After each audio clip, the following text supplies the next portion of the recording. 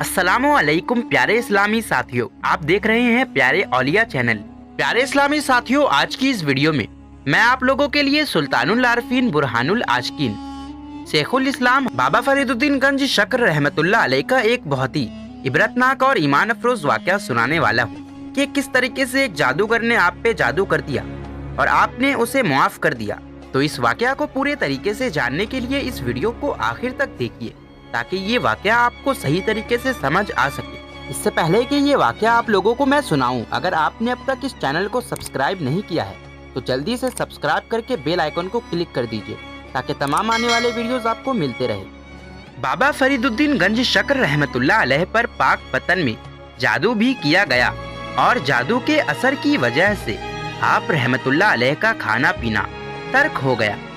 आप रहमतुल्लाह अलैह ने बेशुमार तबीबों से मुआयना करवाया मगर मर्ज की निशानदही ना हो सकी, और जब मर्ज ने शिद्दत इख्तियार की तो आप रहमतुल्लाह अलैह ने अपने मुरीदीन से फरमाया कि तुम मेरे हक में दुआ करो।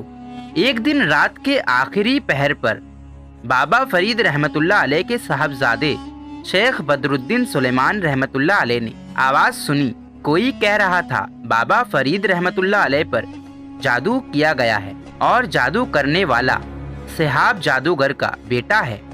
सिहाब जादूगर पाक पतन में बड़ा मारूफ रहा था, मगर आप रहमतुल्लाह अलैह की पाक पतन आमद के कुछ अरसे बाद वो जहन्नुम वासिल हो गया था, मगर उसका बेटा अपने बाप का जानशीन साबित हुआ और वो लोगों को तंग करने का कोई मौका हाथ से जाने ना देता था।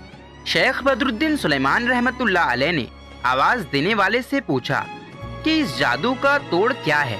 आवाज़ आई कि तुम ये कलमात याद कर लो और उसे सिहाब जादूगर की कब्र पर जाकर पढ़ो। कलमात ये थे, ऐ कब्र वाले, तेरे बेटे ने जादू किया है और नुकसान पहुंचाने की कोशिश की है।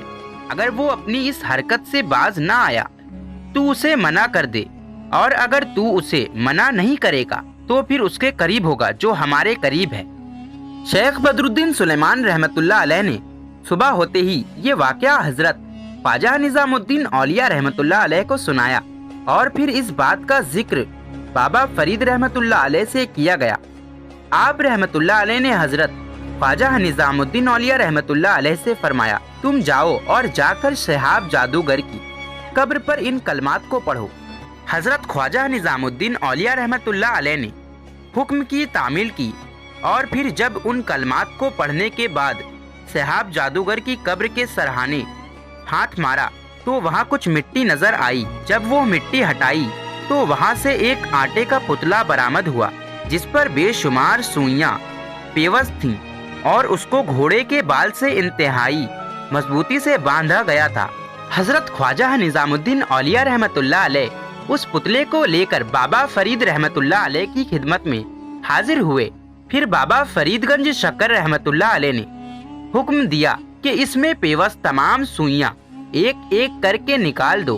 चुनांचा जैसे ही सुइयां निकाली गईं, आप रहमतुल्लाह अलैह सेहत याब हो गए।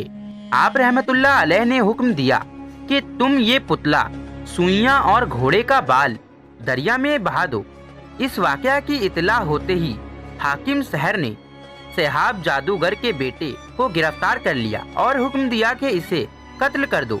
बाबा फरीदगंज शक्कर रहमतुल्लाह अलैह ने फरमाया कि मैंने उसे मुआफ कर दिया है। सिहाब जादूगर का बेटा आप रहमतुल्लाह अलैह के कदमों में गिर पड़ा और ताइब होकर मुसलमान हो गया और आप रहमतुल्लाह अलैह का मुरीद हो गया।